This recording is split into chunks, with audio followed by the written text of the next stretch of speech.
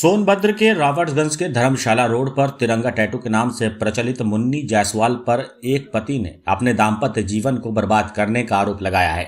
पीड़ित मुकुंद अग्रवाल का कहना है कि उनकी सगी मौसी मुन्नी जायसवाल ने न सिर्फ उनकी पत्नी को बरगलाया बल्कि उनके खिलाफ साजिश रचकर उनके परिवार को तोड़ दिया।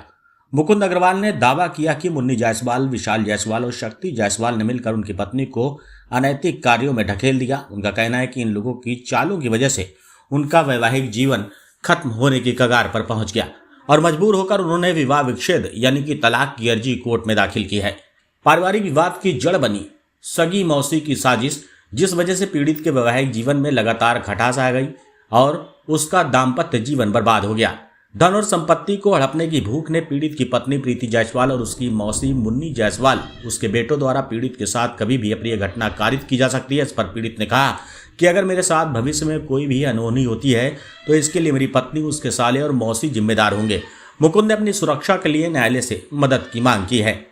यह मामला पारिवारिक हिंसा, वित्तीय शोषण और व्यक्तिगत हमलों के एक जटिल मिश्रण का प्रतीक है। मुकुंद के आरोपों के आधार पर यह माना जा सकता है कि उनके खिलाफ साजिश रची गई है जिससे उनका जीवन और संपत्ति खतरे में आ गई। अगर उनके आरोप सही हैं तो ये एक गंभीर मामला हो सकता है जिसमें पति की सुरक्षा, बच्चों की कस्टडी और संपत्ति के अधिकारों के मुद्दे सामने आ सकते हैं।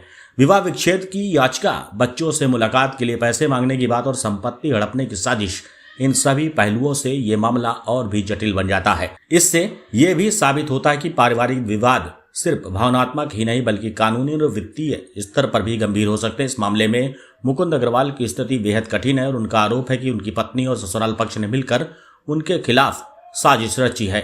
एक गंभीर चिंता का विषय अब ये देखना होगा कि न्यायालय और पुलिस इस मामले में क्या कदम उठाते हैं और क्या मुकुंद को उसके हक और न्याय मिल पाता है। भाई साहब, आपका क्या नाम पड़ेगा? मुकुंद अग्रवाल। जी मुकुंद जी, आप मूल निवासी कहाँ के हैं?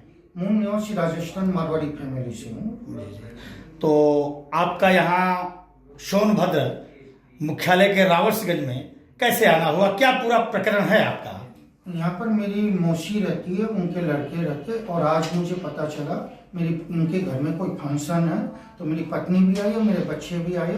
मैं सोच रहा था मेरे बच्चे से मैं मिल के जाऊँ, यही मेरा मुख्य कारण था। तो क्या आपके पत्नी से आपका कोई विवाद चल रहा है क्या कि पत्नी और बच्चों से नहीं मिल पा रहे हैं? हाँ, विवाद। क्या है पूरा प्रकरण, हमें विस्तृत बताइए।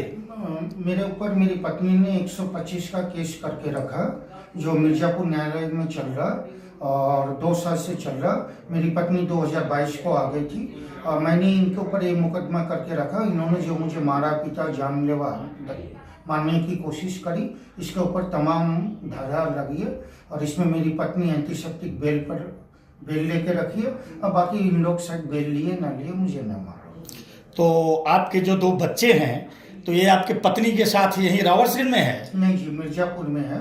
आज वो यहाँ पर अपने मौसी के घर में आई है, कोई अनुष्ठान है उनके घर में, इसीलिए। हालांकि मैं श्योर नहीं हूँ पर जितना दूर मुझे जानकारी है। तो ये जो बच्चे हैं दोनों आपके, तो ये बच्चे बालिग हैं कि नाबालिग हैं? क्या उम्र होगी इनकी? मैं बता देता हूँ। मेरी बिटिया 2013 की जन्म है और मतलब बिटिया की उम्र अप्रोक्स 12 साल, बेटे की उम्र अप्रोक्स 6 साल। अच्छा, तो ये मिलने के उद्देश्य से आप आए हैं? हाँ, ये जो रावटगंज में आया मिलने के उद्देश्य में आया। उससे एक बड़ा उद्देश्य है, मैं मेरी पत्नी को रावटगंज में 2012 में उस जमाने में 95,000 का ज्वेलरी चूड़ी खरीद के दी थी। तो उसके बाद आज उस चूड़ी की लगभग कीमत 6 लाख रुपए लगभग होगी। जब भी मैं उस चूड़ी के बारे में जिक्र करता हूँ तो पीती कभी बोलती हाँ रखी हुई है, मेरे पास है, मेरे मौसी के पास है। तब मैंने अपने साले जो यहाँ पर मेरे जो रावटगंज में रहते हैं, विशाल और शक्ति, उनकी रिकॉर्डिंग भी मेरे पास पड़ी है। तो वह बोलते हैं कि वह पैसे मेरे बैंक के अकाउंट में लगा दिए। जब भी मैं फ़ोन करता बैंक के अकाउंट में लगा दिए। ये सरासर झूठ बोल रहे हैं कि मेरी सारी संपत्ति खा लिए। आज मेरी बीवी लगभग 40 लाख का गहना यहाँ पर लेकर आई है और बैंक के लॉकर, एक ऐसा लॉकर बनाया गया है जिसमें हम दोनों इकट्ठे अगर साथ खड़े न हो तो उसमें आज की डेट में लगभग 40 लाख के गहने रखे हुए हैं। तो आप लोगों का, दोनों पति पत्नी का जो विवाद चल रहा है, तो क्या डाइवोर्स भी दाखिल है क्या आपके तरफ से या पत्नी की तरफ से? हाँ, मैंने डाइवोर्स फाइल कर दिया था, वह चल रहा मुकदमा, बहुत जल्दी होगी और मेरे ख्याल से साल भर के अंदर मुझे उपाधि भी मिल जाएगी, मुझे डिग्री भी मिल जाएगी। यानी आप अपने पत्नी को उनके क्रियाकलापों से अब अपने पास रखना नहीं चाहते हैं, यानी एक्सेप्ट नहीं करना चाहते हैं और बच्चों को लेना चाहते हैं? मैं मेरी पत्नी को कोई हिसाब से रखना नहीं चाहता हूँ, मुझे उसकी कोई ज़रूरत नहीं है। मुझे ज़रूरत है सिर्फ मेरे बच्चे की। आज उस बच्चे के देने के लिए वो 80 लाख रुपए की डिमांड कर रही है। मैं जब से उनसे 10 लाख रुपए मैंने बताया कि मैं 10 लाख रुपए दे सकता हूँ, वो उसमें मांग नहीं रही है। मैं ज़्यादा से ज़्यादा लास्ट 15 लाख भी अगर वो राजी हो जाती है, मैं देने के लिए तैयार हूँ, सिर्फ मेरे बच्चे को। और सर, एक बात मुझे बोलने का मौका मिल जाए, बच्चे हैं, पत्नी के हाँ, अच्छी बात है। अगर मेरी पत्नी कोई कारण से आप लोग के सामने मुझे गलत साबित करना चाहे, तो मैं ये चाहूँगा मेरे बच्चे दुनिया के, हिंदुस्तान के कोई जगह, दिल्ली, बॉम्बे, कोलकाता, बढ़िया से बढ़िया हॉस्टल में पढ़े, वहीं पर ही वह बोर्डिंग पर रहे।